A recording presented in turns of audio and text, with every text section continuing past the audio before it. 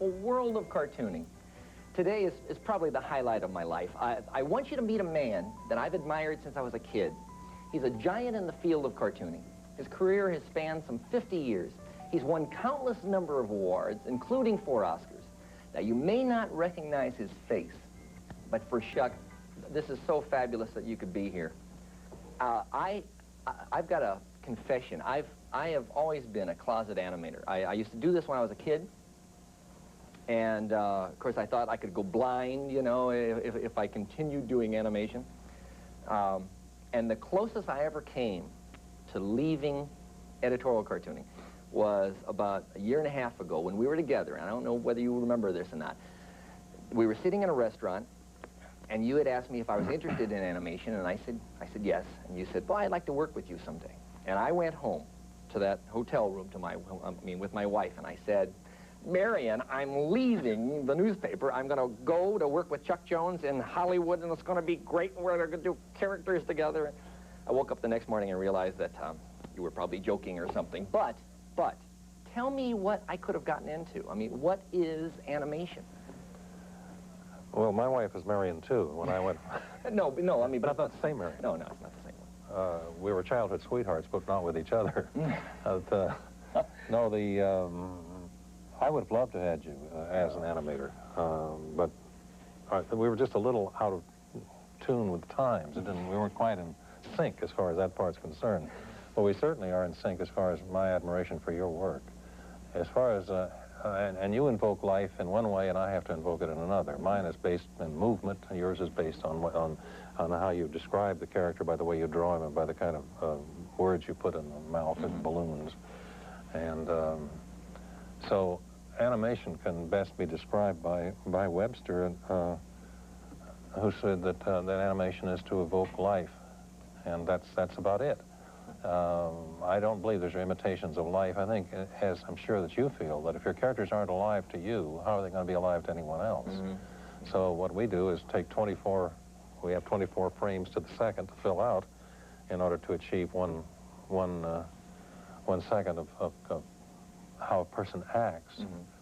But what we really look for in order to bring somebody to life is to find out not what's right about them, but what's slightly off about them, what's different about them. You know, like Jack Benny used to say, that 3 fingers are funny and 4 fingers aren't. That's what what the psychologists call displacement activities. So when you're working with Bugs Bunny, there's certain things that he might do which don't have anything to do with his action. He would never say, "I'm going that way," which is you're doubling. If you say you're going that way, it doesn't really matter. Or you say, "I'm going upstairs," you don't have to. Peter DeVries used to say that his wife said, "I'm going upstairs." I'm going upstairs. She was the one that said that flying is for the birds. And That's wonderful. Do you think that you could show us one of your characters? Maybe, could you do a Bugs Bunny? And I always start with the ears because I used to draw the head, and then I found I didn't have room for the ears, so I had to bend them. Who is Bugs Bunny? Well, Bugs Bunny is most of my characters are what I am, like the Coyote or Daffy Duck or so on. As George Orwell said, I've never met a man that was worse than I am, you know. And so all I have to do is dig down inside the character and find out what he's like. I mean, Daffy is self-serving and very willing to do anything to anybody else as long as he gets his way. Well, within all of us, I think there's that factor. We'd like to be avaricious and to protect ourselves. But Daffy will say, when he's betrayed Bugs, he'll say, "Well, this is a good thing, and it's better it happened to him than to me, because pain hurts me," you know. So I told that to my doctor one time. He said, "Do you want a shot? Do you want the dentist?" I said, he said, "Do you want to use Novocaine or whatever they use?" And I said, "Of course." I said, "Pain hurts me." And I said, "What do they invent the stuff for if you're not going to use it on me?" Chuck, I heard one time that Bugs Bunny got his name by some roundabout way. You know the story I'm talking about? Yeah. What happened was that there was a newspaper, an old newspaper man who worked as a story man at the studio, and his name was Bugs Hardaway. They used to call people Bugs. And, I mean, the newspaper editors were called things, and there was Bugs Bayer and Bugs and various kinds of Bugses, and he was one of them. Well, he wanted a drawing of a rabbit, and a man named Charles Thorson was working in the studio, and Bugs Hardaway did not draw very well, so I better write this so you can see what I mean. So after he'd made the drawing of this original rabbit, which didn't look anything like this rabbit, he wrote, he sent it back and he said Bugs, and he put the hyphen Bugs Bunny, like that. Isn't that amazing? So it was a possessive Bugs. It wasn't possessive. Just yeah, Buggy or something. If it had been for me, it would have been Chuck's Bunny. See, it had to be Bugs Bunny, and Tex Avery, who was making a picture at that time called the Wild Hare. Yeah. Thought that'd make a wonderful name. Tex was really did a picture called The Wild Hare, and that was really the first Bugs Bunny that caught the essence of the matter. No kidding. And yeah, I saw that cartoon, and somebody had also explained that that the scene that the bunny was in, and I think it was that movie, well, they had no name for the bunny, or they had no name for the rabbit at that time, and I think it was Elmer Fudd or somebody like that, and he shot this rabbit, and the rabbit laid down, and then Elmer Fudd came over and looked at it, and then it reached up and kissed it, and it said, "This means war," and turned around and then started walking off. Yeah, playing a fight. Right, playing a fight. He was playing the carrot. Classic playing the Bugs carrot Bunny. as though it was a fight. Yes. Well, I mean, that's a classic Yeah, Bugs Bunny scene. Yeah, well, Tex was a marvelous person. I was fortunate because I animated with two of the best directors in the business, Friz Freleng and Tex Avery, and they were incredible people. You know, we depend so much upon the people that are around us. I mean, I know that you don't imitate them, but you gain courage from them. Sure. And that's what happened with working with Tex Avery and Friz Freleng, was that I learned something about timing and how to handle scenes and how to do these actions, which are not necessarily straightforward. You'll notice on Saturday morning or something, the only actions are primary actions, but it's the secondary actions that count. Now that Friz Freleng and the Tex Avery, that was all during like the 1940s, right? 1930s. Okay, 1930s. That's when I was. That to me was probably the classic time in cartooning. I mean, that Warner Brothers group was very similar to the old Sid Caesar show, at least in my mind, where they had all the classic comedy writers, Neil Simon and Woody Allen and Mel Brooks and those people. Well, tell me, what was that like? Well, it was marvelous. Of course, the thing that started the whole matter, this full animation thing, character animation, was the Three Little Pigs, because that was the first one where a character was defined by the way it moved. You had three pigs that looked alike, but they acted differently. They were different personalities. No kidding. And only by the way they moved could you tell the difference. You couldn't look at one, say, aside from Caps or something like that. Sure. So they looked, but they acted differently. And then it went on to the Seven Dwarfs. 6 of the dwarves looked pretty much alike. But there was no question about the difference between them because of their characteristics. I mean, speaking of things like that, you have a displacement activity which is kind of like this. You use that quite a bit. It's a good, strong, it doesn't mean anything. I mean, you're not building anything with it. You know, it won't accomplish anything. It may develop muscles, but that's what I mean by this kind of, like me. You know, I'm going like this. Sure. Okay, it doesn't have anything to do with it. That's what you look for in a character. Is what does he do that makes him what he is, you see. Can you do Porky Pig and show us kind of his character? I'll get rid of this is Bugs' funny. I know, Bugs is funny. Well, Porky developed. Porky was just a kind of a little third-string Boy Scout, and was not very interesting to me. And then when I put him in a picture called Duck Dodgers in the 24th and a half century. What? Duck Dodgers in the 24th and a half century. Oh, that's a wonderful name. And that was the one that both Lucas, in fact, Spielberg used that picture in Close Encounters, the Third Kind, when his kids were watching television in the picture. They were watching Duck Dodgers in the 24th and a half century. And Lucas told me that he saw that picture when he was 12 years old. And when he opened Star Wars in San Francisco, he told him they couldn't have the picture. They couldn't have Star Wars in San Francisco unless they ran Duck Dodger in the 24th and a half century with it. So Porky became this kind of a personality, like he is right here, in which he looks at the audience with a certain, as you said, with that half-closed lid. Which See, I can tell. I mean, that half-closed lid is your kind of signature. That's something that I can see. I sit there and watch any of the Bugs Bunny Roadrunner cartoons in the morning, on Saturday morning. And in fact, my kids are always come downstairs after me. I'm always down there much before I'm watching it. And I can always tell, I don't even have to read the name, that it was one of yours, because you've always got those half-droop lids. Well, you see, in this case, here we have a, this would be the same, the way Daffy, Porky would be, when Daffy had done a gaffe or made something wrong, he would look at the audience like that and go, get him. Couldst thou directest me to Robin Hood's hideout? I would fain join me up with his band of jolly outlaws. Look no further, good friar, for I am he for whom thou seekest. I am Robin Hood. Oh, cut it out. I'm serious. If you don't know where he is, just say so. But honest and truly, I am Robin Hood. Sure you are. Porky, I feel very close to, because Porky stutters. I've stuttered all my life, and I always kind of thought that, well, I can't be that bad, you know. Here you can be a movie star and still stutter. Who thought that up, a stuttering pig? Well, there's a story about that. Chris Freeling was doing a picture called I Haven't Got a Hat. Yeah. And it was about a bunch of little kids graduated from grammar school. And this little kid was up there trying to recite the Midnight Ride of Paul Revere. At the same time, he apparently had to go to the toilet. And so he was running back and forth and getting more and more anxious all the time he was doing it. Mm-hmm. So the stuttering helped the story. The stuttering as such wouldn't have made much sense, you know, and wouldn't have been proper. Sure. But it was necessary for the gag. So he did. So he was saying the midnight. But you see, the point about him is that he actually doesn't stutter as such. He's looking for the right word. Mm-hmm. Oh, that's good. So you know, he's saying. Daffy will ask him, so you know how to go to Planet X, do you? Well, you should explain it to me sometime, Buster.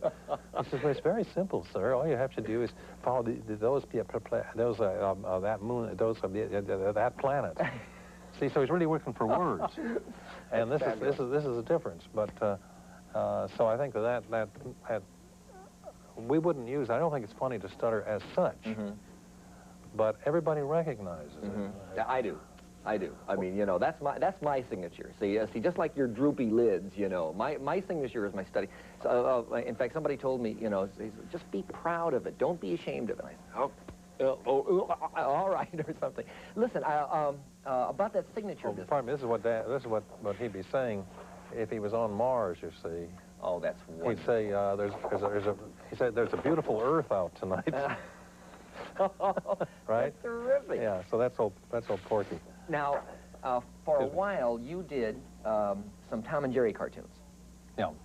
And I could tell all those because of the droopy lids. You know, the people who did Tom and Jerry before them never did, you know, any droopy lids. Do you have a favorite character yourself? I mean, do you have something? Well, not exactly a favorite character. The characters are divided onto two sides. One of the heroes, with things I'd like to be, Bugs Bunny, you know, it's being sort of a male Dorothy Parker and or a male Burt Reynolds. How do you like that? And that's a projection. Yeah. That's an idealization of what you'd like to be. Or Pepe Le Pew. When I was in school, I was kind of a transparent wimp, and girls not only didn't pay attention to me, they didn't even see me. And that was, so Pepe Le Pew was probably an effort to recover some of those years, because I was 6 feet 1 inch tall and weighed 132 pounds, and it wasn't difficult to see why I was transparent. Yeah. Now, did you have any characters that just did not work? Oh, many. Who? Show me. I mean, show me a character. A character that didn't work? Yeah, I mean, show me some characters that didn't work. Well, I can't remember the characters that didn't work because I put them out of my mind. But I can show you any character that Daffy is a perfect example of what I'm afraid I am. So okay, all right. Daffy is usually sort of angered. Now, he's one of the few that wouldn't have the droopy lips, droopy eyes. Because he's usually mad because he isn't getting his share, you know. He doesn't get his share of the pie. No matter how much of the pie is, he never quite feels, you know. And Duck, Rabbit, Duck is when he was trying to pretend that it was rabbit season when it was actually duck season. And so that he's usually furious, and he's usually standing in a posture which would be with his own dignity, like putting his hands on his hips.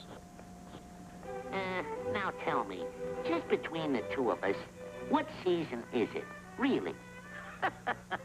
Don't be so naive, Buster. Why, everybody knows it's really duck season.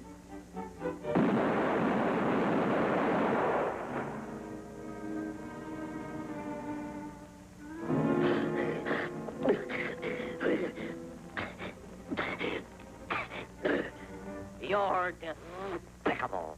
The advantage we had, Mike, was that we grew up at a time in the 30s and 40s when animation was so new that you could make public mistakes. How often do you get that chance? Like the early days of radio or television, in the early days of radio, you know, Arch Obler or Orson Welles, who was, 19 or 20 years old, would get up and say, hey, I know what we're going to do today, and that's what I feel about this. I know what to do today. Why don't we read the Declaration of Independence? Right? They get up there in front of and pull it around, and they read the Declaration of Independence, and everybody would say, hey, that's a great idea. Now about the Federalist Papers? We'll try that tomorrow, And people would listen. Why? Because it was brand new. And when we were doing it, we were so close to the idea that like the very first animated cartoons were really taken from Mutt and Jeff and things like that in the early 1920s to animate these, and people would die just to see Mutt and Jeff walk. They'd never seen a still drawing walk. Yeah, could you try to do it for me? Well, I can try to do well, from Farmer Alfalfa or something like that. I'll sign these later. Okay. But you'd have some crummy little mouse running, and of course I'm sorry I can't draw Felix, because Felix was pure animation. Sure. But you usually had a little mouse with a nose sticking out like this, and like so, and maybe big ears, of course, a forerunner of possible Mickey Mouse. And all he would do is run, these little feet usually just like this. Now, this was the first thing that you did? No, not the first thing I did, but the first thing that was done in animation. Yeah, okay, they were doing it. So they'd run along like this, and they'd jump up in the air, and then they'd run along, and they'd jump up in the air, and people said, oh, my God, the character's moving, Isn't that exciting? And then when talking pictures came along, you'd do anything with talking, as long as it was talking. The only person who didn't believe in it was Jack Warner. Harry Warner. He said, who the hell wants to hear an actor talk? Really, he said that. And, so he didn't believe in talkies. No, like I told you. Oh, that's really Oh, they were strange really people. Farsighted. I mean, like Wilson Meisner said, nobody could ever go bankrupt underestimating the good tastes of the Hollywood producers. But yeah, I told you the first time I met Harry Warner, and after I'd been directing for 15 years, this was 1945 or something like that. I started directing in 37. And he said, and I had never met him before. Yeah, his Warners. Okay, now Warner of Warner Brothers, right? This is the two Warner Brothers were there, Jack and Harry. All right. And Harry said, the only thing I know about our cartoon studio is that we make Mickey Mouse. And I said, you go. So I said, hey, great, I'm going to give up. So I told him, I said, as we were leaving, I said, we'll try to make some good Mickey Mouse. He said, that's the boy. He says, keep working. And Friz Freleng said that they really believe that. Because he said that in 1962 they discovered we didn't make Mickey Mouse, so they shut the studio. Oh God. Anyway, that's the kind of character that we that was done in the early days, and people were satisfied with that. And then when we started animating, of course. Yeah. Now I had heard that for a while, at least in some of the Disney studios, and I don't know if it's true for Warner Brothers, that certain animators were specialized. I mean, certain guys were good birdmen, and certain guys were good deermen and stuff. Was that true for Warner Brothers? The greatest animators were not, and that was one of the reasons that most animators like actors. That they should be like actors. In the early days, there were duck men, as they called them, and Mickey men and stuff like that. But basically, a good animator like Frank Thomas or the great Ken Harris, who worked for me, or Benny Washam, whom we lost about a month ago, people of this kind were like great actors. Who knows what the personality is of Sir Alec Guinness or Laurence Olivier? We don't know. Sure. We know what Cary Grant is probably like off screen, and we know what Cooper was and the rest of these. Yeah. But we don't know what these people are when they're in their personal lives. Who knows? Even Diane Keaton, somebody like that. We hope she's as lovable as she'd fall in love with us, but but she probably isn't. And that's what an animator is, you see. We don't know he doesn't have any particular personality as far as the thing he's working with. Sure. And so he can move into it. What he does really is to get down and come up inside the character. You become the frog, or you become Bugs Bunny, or you become the character. And then there are no lines involved any more than your characters. Sure. You know, the only way I think a child can quite understand how a character is drawn is to ask them make a quick drawing. They can copy it of the United States. Okay, they draw a line down this and one down here and show Florida. You're not asking them to do anything academic. What you're saying is, what are those lines for? They're to show the outside of the United States. You know, what is a director? I mean, how does a director? Yeah, it does sound a little strange. You can't very well order these characters to move around, can you? So at Warner Brothers, the way we drew, the way an animator worked, an animation director worked, was that he worked with a story man for 4 or 5 weeks on a story, and had to put in perhaps half the material. And sometimes the director, sometimes the story man would would come up with a premise, such as a French skunk in a perfume shop. Right. And then after that, I would take over as the director, and I'd do about 300 sketches out of the 6,000 that eventually would appear in the picture.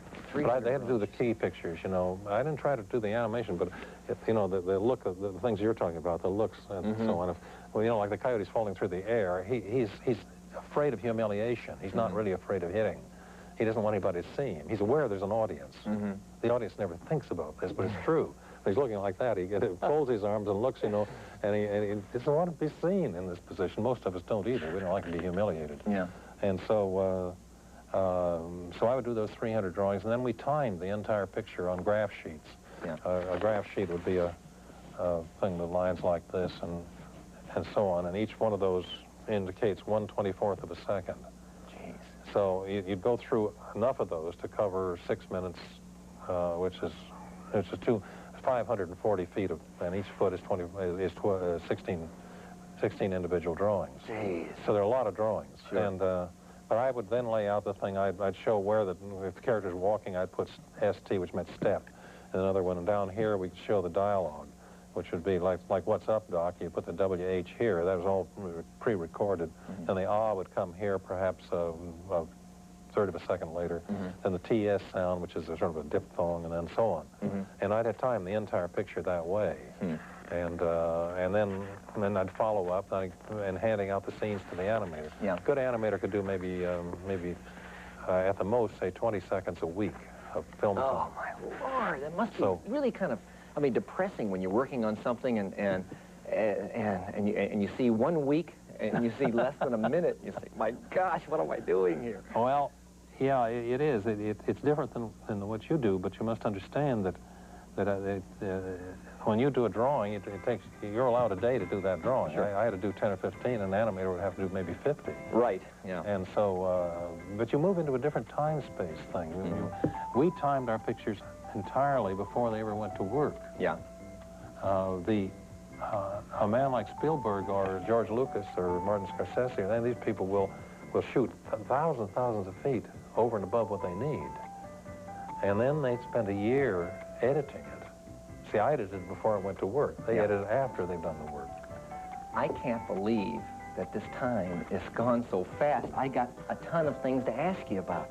Is there any way that you could maybe stay here for another show? Maybe we could do another one? Well, I'm not going to leave now. I'd love to stay, sure. Great, please. And then we'll do this again for the next show, because I got a ton of other questions. Well, I'll try to do my calisthenics next time. All right. Okay. Look, please join Chuck Jones and me for another visit to this crazy and wonderful world of cartooning. See.